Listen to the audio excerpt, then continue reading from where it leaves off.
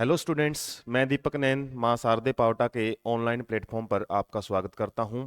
और जैसा कि आप जानते हैं, हमने जो सीरीज स्टार्ट की थी एमसीक्यू सीरीज, उसके अंदर आज हम चैप्टर 7 का जो पार्ट नंबर 3 है वो डिस्कस करने जा रहे हैं। और पार्ट 3 में हम क्या डिस्कस करेंगे, क्वेश्चन नंबर 31 टू 45। इससे पहले जो पार्ट फर्स्ट और पार्ट सेकंड में हम 30 क्वेश्चन सोल्व कर चुके हैं। और इन क्वेश्चंस को आप एक प्रैक्टिस सेशन के रूप में ले सकते हो, किनके लिए, जो नीट है हमारे, सीयूटी है, और 12th बोर्ड एग्जाम के लिए। इसके अलावा यदि आपने फर्स्ट पार्ट, इसके पहले दो पार्ट्स वो नहीं देखे हैं तो वो भी ज़रूर देखें, क्योंकि यदि आपने वो देख लिए फिर आपके ये जो हम क्वेश्चंस आज प्रैक्टिस करेंगे वो आपके लिए बड़े ही ईजी रहेंगे, आप इजीली उनको सोल्व कर सकते हो। क्योंकि कॉन्सेप्चुअल चीज़ें हैं, जो भी चैप्टर से रिलेटेड जो भी बातें हैं मेन मेन इंपॉर्टेंट, वो आपको इसके प्रीवियस पार्ट्स में हमने डिस्कस कर लिए हैं। इनके जो पार्ट्स के लिंक हैं वो आपको इस वीडियो के डिस्क्रिप्शन बॉक्स में भी मिल जाएंगे। तो हम फर्स्ट क्वेश्चन वो सोल्व कर लेते हैं आज का। वैसे क्वेश्चन नंबर क्या रहेगा आपका, 31 रहेगा। साइंटिस्ट के नाम दिए हुए हैं कॉलम ए में, और कॉलम 2 में क्या दिया हुआ है, उनके आइडियाज दिए हुए हैं, क्या क्या उन्होंने थ्योरी डिस्कस की थी। तो जैसे डार्विन है, डार्विन को हम समझते हैं किसके लिए माने जाते हैं, ये नेचुरल सिलेक्शन की थ्योरी है, वो इन्होंने दी थी। बड़ा ही ईजी सा कॉन्सेप्ट है, बिल्कुल पहले तो 10th क्लास में ही आता था। वो बात अलग है कि अब ये चैप्टर 10th से इसका पोर्शन है वो डिलीट हो चुका है। बेसिक सा कॉन्सेप्ट है। ओप्रेन और हाल्डेन नाम के साइंटिस्ट ने किसके बारे में बताया था, ए बायोजेनेसिस के बारे में ही डिस्कशन। ए बायोजेनेसिस मतलब नॉन लिविंग थिंग्स से ही हमारे जो लिविंग थिंग्स के कुछ जो ऑर्गेनिक सब्सटेंस है वो बने हैं। और केमिकल इवोल्यूशन की थ्योरी है, जो मिलते जुलते से हैं। केमिकल इवोल्यूशन की थ्योरी है वो दी थी यूरे एंड मिलर ने। यूरे एंड मिलर ने इन्होंने बताया था किस तरीके से इनऑर्गेनिक सब्सटेंस से ऑर्गेनिक सब्सटेंस बनते हैं। और एबायोजेनेसिस का मतलब क्या था कि नॉन लिविंग थिंग्स से लिविंग थिंग्स का ओरिजिन कैसे हुआ है। इसके अलावा जो हमारा लेमार्क है, लेमार्क ने बताया था use and disuse of organs. Lamarckism भी इसको बोला जाता है। तो यदि आपको ए और सी भी ध्यान है तो उससे भी आप देख सकते हैं, हम क्लैरिटी ले सकते हैं। ए का क्या है यहाँ पे, ए का हमारा आया है फोर्थ। ए का फोर्थ देखे तो दो जगह पे आया हुआ है, ये ऑप्शन तो हमारे यहाँ पे इनकरेक्ट चले जाएंगे। उसके बाद हमने बात की है सी की। सी का हमको यहाँ पे आ रहा है सेकंड। यदि सी का सेकंड है तो सी का सेकंड तो दोनों में ही है। उसके बाद आ जाते हैं हम किस पे, ओपरेन पे। ओपरेन ने क्या बताया है, बी का फर्स्ट। बी का फर्स्ट। और कॉन्टिनेंटल ड्रिफ्ट नाम की जो थ्योरी है वो वैगनर ने दी है। तो इस तरीके से आपका जो ऑप्शन बी है वो यहाँ पे करेक्ट हो जाएगा।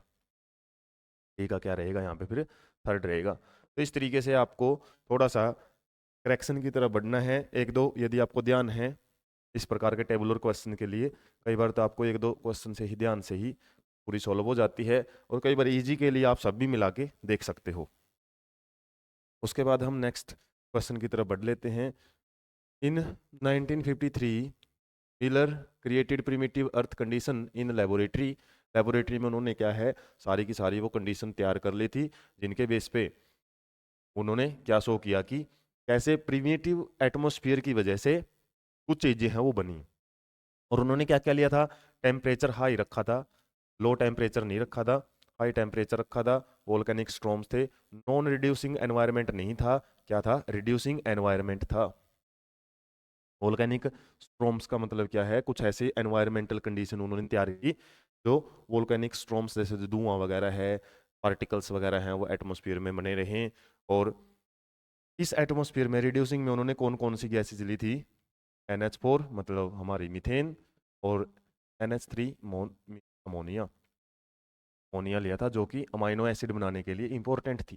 तो कंडीशंस की बात पूछी आपसे, डी ऑप्शन यहाँ पे करेक्ट रहेगा। उसके बाद नेक्स्ट क्वेश्चन की तरफ बढ़ लेते हैं। What is the explained through marsupial mammals.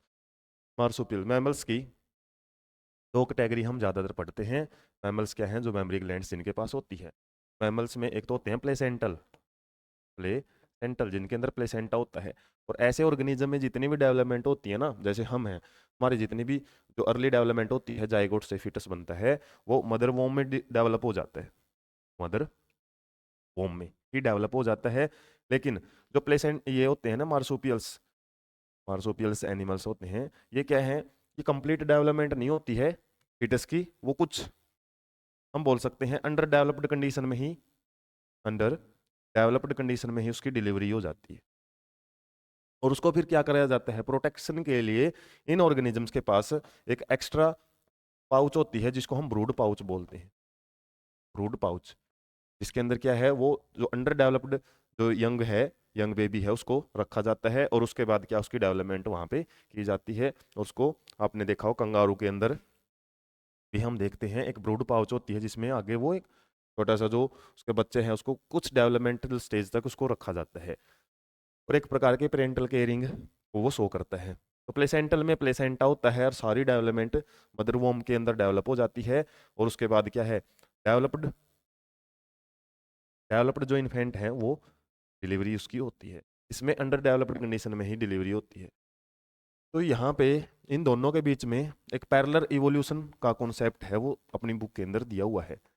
जैसे कुछ एग्जांपल्स हैं, कैट हैं वो दोनों मार्सुपियल और प्लेसेंटल में मिल जाती हैं, कुछ एंटीटर्स है, पूरी एक टेबल दी हुई है, और उस टेबल में किसके बारे में समझाया हुआ है, उसमें यदि हम बात करें अडप्टिव रेडिएशंस से रिलेटेड बात की हुई है। वो टॉपिक ही अडप्टिव रेडिएशन में आता है। अडप्टिव का मतलब क्या है, जो ये ऑस्ट्रेलिया है ना, ऑस्ट्रेलिया के अंदर ज़्यादातर मार्सुपियल मैमल्स पाए जाते हैं, और ऑस्ट्रेलिया क्या है, एक ऐसा कॉन्टिनेंट है जो हमारे बाकी के जो कॉन्टिनेंट्स हैं उनसे अलग है, और इस अलग जगह पे होने की वजह से एक प्रकार की यहाँ पे हम बोल सकते हैं क्या आ गई, रिप्रोडक्टिव आइसोलेशन आ चुकी है।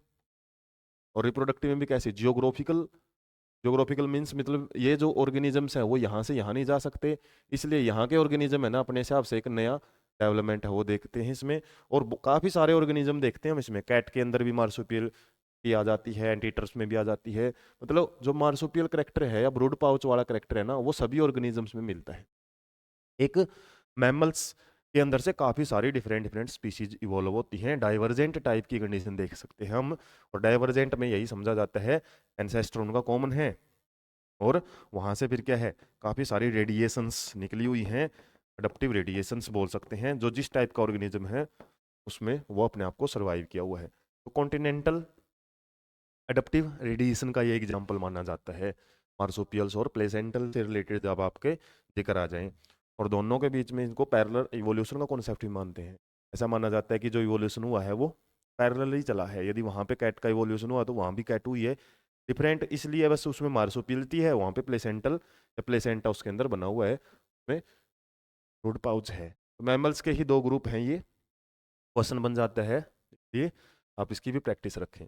Who proposed the theory of special creation, theory of special creation direct question है, साइंटिस्ट के नाम से है, फादर सुदरेज ने, सुदरेज भी बोल सकते हो, इन्होंने इसको क्या मानना था, ऐसा मानते थे स्पेशल क्रिएशन मीन्स किसी एटर्निटी की भी बोल सकते हैं हम, थ्योरी ऑफ एटर्निटी। एटर्निटी में मतलब कोई एक स्पेशल सुपर पावर ने ही क्या है जितने भी ऑर्गेनिजम्स हैं उनको इवोल्व किया हुआ है, और जैसे वो पहले थे ऐसे कैसे ही वो आए हैं, उनमें कोई इवोल्यूशन नहीं देखा गया है। शुरुआत में जैसे बने थे ऑर्गेनिजम्स, जैसे हमारे जो स्पेशल क्रिएशन में बोला जाता है कि जो बर्मा है उन्होंने ही जितने भी जो ह्यूमंस हैं सबसे पहले ह्यूमंस को बनाया था, और वो ह्यूमंस आगे की तरफ बिना किसी इवोल्यूशन के आगे बढ़े हैं। एटर्निटी में यही है, स्पेशल क्रिएशन की बात यहाँ पे की जाती है। जबकि एफरेडी क्या है, एफरेडी ने जो हमारी स्पॉन्टेनियस थ्योरी है, एक थ्योरी ऑफ स्पॉन्टेनियस जनरेशन, उसको इन्होंने डिस्प्रूव किया था, से रिलेटेड याद रख सकते हो, डिस्प्रूवमेंट दिया था। इसके अलावा एरिस्टोटल को तो father of zoology and biology माना जाता है। प्रेयर से रिलेटेड डिस्कशन मेरे ख्याल से 12th क्लास में नहीं है, आप इससे रिलेटेड वैसे नेट पे सर्च कर सकते हो। उसके बाद हम नेक्स्ट बढ़ लेते हैं, in which here Hardy Weinberg law was proposed. Hardy Weinberg का जो P square plus Q square plus 2 equal to 1, फिर पी प्लस 1 का स्क्वेयर इक्वल टू 1, या फिर P plus Q equal to 1। तो ये जो लॉ है ये किस सन में इन्होंने दिया था, ये भी डायरेक्ट क्वेश्चन ही है, 1908 के अंदर ही दिया था, रिलेटेड कोई कॉन्सेप्ट है ही नहीं है। अब आपसे पूछा है अर्थ का इवोल्यूशन कब माना जाता है, इवोल्यूशन सॉरी ओरिजिनेशन, दोनों वर्ड अलग हैं, ओरिजिनेशन मीन बनना, इवोल्यूशन मीन बनने के बाद चेंज ही जाना। तो अर्थ का ओरिजिन है जो लगभग 4.5 या फिर 4.6 बिलियन ईयर्स एगो माना जाता है। मिलियंस में यदि हम कैलकुलेशन करें तो 4500 से 4600 मिलियन ईयर्स एगो मानते हैं हम। और यदि 5 की बात आ जाए, 5 बिलियन साल पहले, या फिर हम बात करें 5000 millions years ago, million years ago यदि हम बात करते हैं, वो आता है सन का ओरिजिन। तो यहाँ पे सन का ओरिजिन के बाद ही अर्थ का ओरिजिन हुआ है। तो यहाँ पे हालांकि डायरेक्ट आंकड़ा तो आपको नहीं दिया हुआ, लेकिन हम थोड़ा सा जो करेक्टली मान सकते हैं 4000 मिलियंस ईयर्स एगो। वैसे तो रियल आंसर तो आपका यहाँ पे 6 या फिर 5 होना चाहिए, तब आपका करेक्ट आंसर हो जाएगा। 5 की तरफ हम नहीं, 5000 की तरफ नहीं जा सकते, क्योंकि तब तो मून, ये जो हमारा सन है, सन का ही ओरिजिन हुआ था। तो रियल यदि हम क्वेश्चन की बात करें, लगभग 4000 मिलियंस ईयर्स एगो ही माना जाएगा।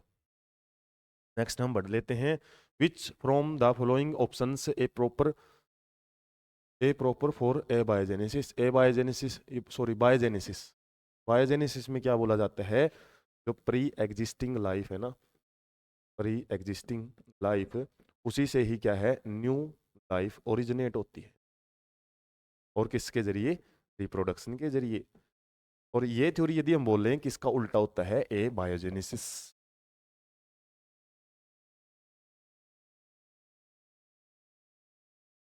ए बायोजेनेसिस। और पहले ऐसा मानते थे कि ऑर्गेनिज्म है, पहले कुछ गली सड़ी चीजों से ही बन जाते थे, इस तरीके से अपने आप ही बन जाते थे। तो उस थ्योरी को डिस्प्रूव करके लुईस पास्चर ने यह बताया था कि प्री एग्जिस्टिंग लाइफ से ही न्यू लाइफ ओरिजिनेट होती है। लुईस पास्चर, लुईस पास्चर ने ही ये कॉन्सेप्ट दिया था। इसके द्वारा एक, हम बोल सकते हैं, वन नेक शेप्ड फ्लास्क, एक फ्लास्क लिया था और उसके अंदर एक्सपेरिमेंट करके बताया था कि प्री एग्जिस्टिंग लाइफ से ही न्यू लाइफ बनती है, बायोजेनेसिस की। बायोजेनेसिस का याद रखना। एबायोजेनेसिस में क्या था? नॉन लिविंग थिंग से बोला गया था। इसमें हम लिख सकते हैं new life from pre existing organism through reproduction. ये आपका ऑप्शन करेक्ट रहेगा, प्रॉपर मतलब ठीक रहेगा। Next question, which of the following, which from the following does not belong with the theory of evolution. Theory of evolution की यदि हम बात करें, एक तो था theory of origin of life, origin of life, और एक होता है थ्योरीज ऑफ इवोल्यूशन। और थ्योरीज ऑफ इवोल्यूशन में हम किस किस की बात करते हैं? थ्योरीज ऑफ इवोल्यूशन में आती है आपकी डार्विन की थ्योरी, लैमार्क की थ्योरी, और यूजोडी वेरिज की म्यूटेशन थ्योरी। और यदि ओरिजिन ऑफ लाइफ की बात करते हैं तो उसमें आ जाती है एटर्निटी, मतलब जो स्पेशल क्रिएशन, बायोजेनेसिस, एबायोजेनेसिस, ये आती है ओरिजिन ऑफ लाइफ। अब यदि ओरिजिन ऑफ लाइफ का आ जाता ना, उस केस में तो हम ऑल ऑफ दीज की तरफ बढ़ते, ऑप्शन मिलता। अब इसमें किसकी बात पूछी है? Origin of evolution. तो ओरिजिन ऑफ इवोल्यूशन में ये थ्योरी कोई भी बिलोंग नहीं करती हैं, कोई भी डज नॉट बिलोंग, मतलब नहीं बिलोंग करेंगी। बिलोंग कौन कौन सी करती हैं? ये 3 थ्योरी करती हैं, हमारी बुक के अंदर इन्हीं थ्योरीज का जिक्र किया हुआ है। तो आपको इन दोनों आपस में इन थ्योरीज को भी डिफ्रेंशिएट करना आना चाहिए। हालांकि फर्स्ट पार्ट में मैंने काफ़ी जो ओरिजिन ऑफ लाइफ की थ्योरीज हैं वो बता दी थी, कौन कौन सी 4 से 5 थ्योरी हैं ओरिजिन में आती हैं। इवोल्यूशन में आपका, क्योंकि बनने का मतलब अलग होता है, कि वो मतलब लाइफ कैसे आई है धरती पे, ओरिजिन कैसे हुई है, वो एक अलग कॉन्सेप्ट है। बनने के बाद उसमें चेंजेस क्या आए हैं, वो अलग थ्योरीज आती हैं। तो ये आपको दोनों के अंदर डिफरेंशिएशन आनी चाहिए। Next question, which of the following element present in the core of earth. ये आपका क्वेश्चन सिंपल, वैसे जियोग्राफी से रिलेटेड मान लो इसको, या फिर बायोलॉजी से रिलेटेड, या बायो जियोग्राफी से रिलेटेड। तो इसमें हम आयरन और निकल ज़्यादातर हमारे किस में मिलता है? कोर के अंदर। तो अर्थ के अलग अलग पोर्शन होते हैं, जैसे एक कोर है, उसके बाद बीच वाली लेयर मेंटल हो जाती है, और ऊपर की जो लेयर है वो क्रस्ट होती है। क्रस्ट में तो ज़्यादातर एल्यूमिनियम मिलता है, और कोर के अंदर क्या रहता है? मेनली आयरन और निकल रहता है ज़्यादातर। आपको डायरेक्ट क्वेश्चन ही पूछा हुआ है, और इसी की वजह से ऐसा मानते हैं, ये मोमेंट वगैरह है ना, इस कोर के अंदर ही ज़्यादातर क्या है? मोल्टन स्टेट मिलती है, मोल्टन स्टेट या लावा, और इस लावा की वजह से ही क्या है, पार्टिकल्स हैं, आयरन के पार्टिकल, निकल के पार्टिकल, वो मूव करते रहते हैं, और इन्हीं मूवमेंट की वजह से मैग्नेटिक इफेक्ट है वो क्रिएट होता है, मैग्नेटिक इफेक्ट। और उसी इफेक्ट की वजह से हम पढ़ते हैं north and south pole, north pole और साउथ पोल। तो इसकी वजह से ही वो जो रेडिएशन या फिर मैग्नेटिक फील्ड है वो यहाँ की मूवमेंट की वजह से ही होता है, क्योंकि ये स्टेट ही ऐसी है जहाँ पे मोल्टन में आपको चीज़ें काफ़ी हाई टेम्परेचर पे अर्थ के अंदर कंडीशंस है वो मिलती हैं।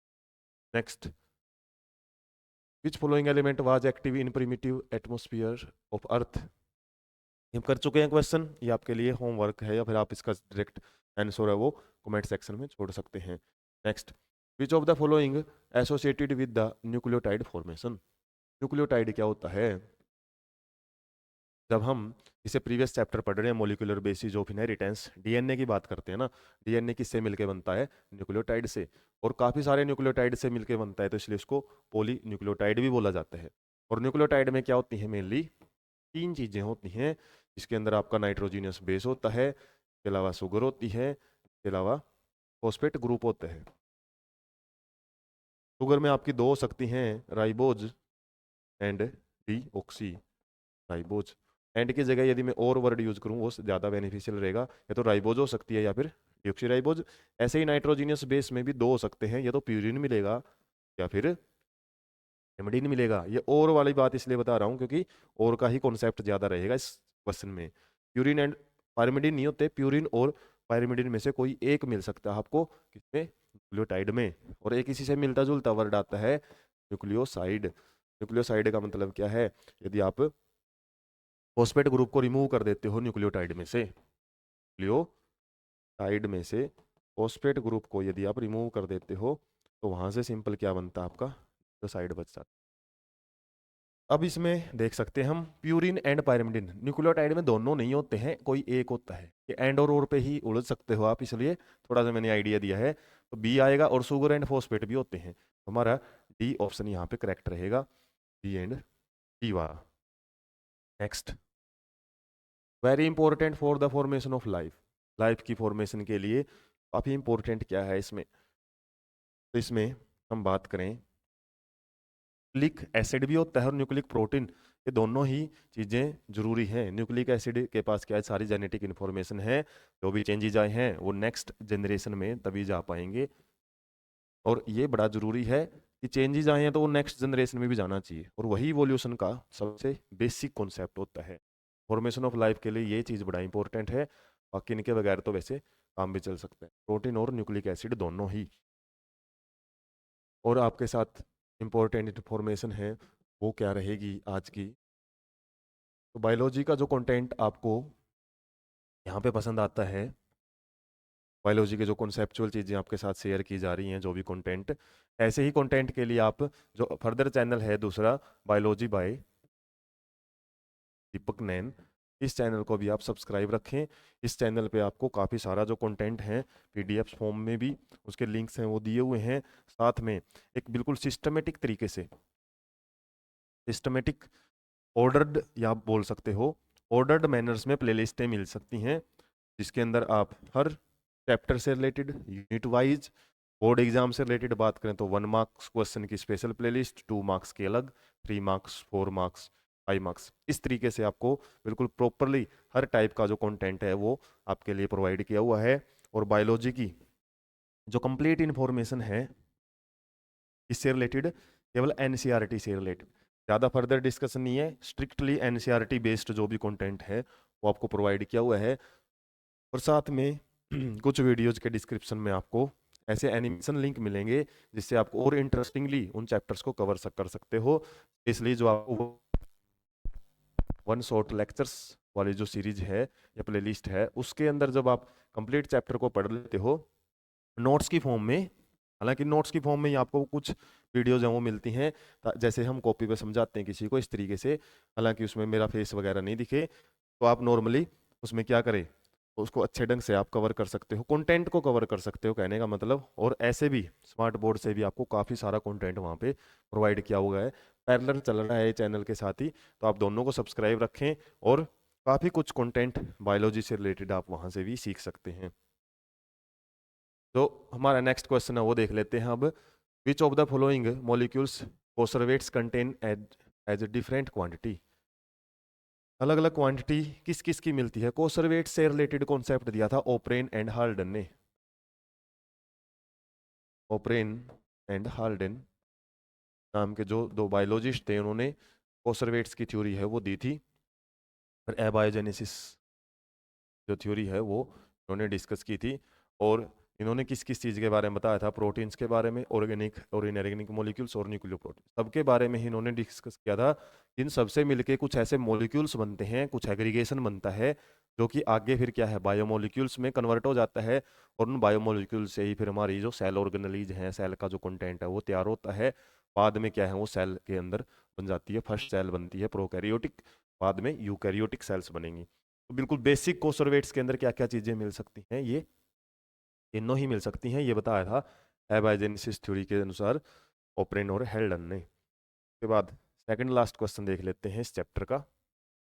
विच of the following acid contained in Urey and Miller's experiment, Urey और मिलर के एक्सपेरिमेंट में कौन कौन से एसिड थे। अमाइनो एसिड तो पढ़ते ही हम, इसके अलावा hydroxy aliphatic acids, aliphatic means simple एक चेन के अंदर, जैसे कार्बोक्सिलिक एसिड हम पढ़ते हैं, फैटी एसिड पढ़ते हैं, ये भी अमाइनो एसिड स्पेशल क्या होते हैं, बिल्डिंग ब्लॉक्स होते हैं, बिल्डिंग ब्लॉक्स ऑफ प्रोटीन्स।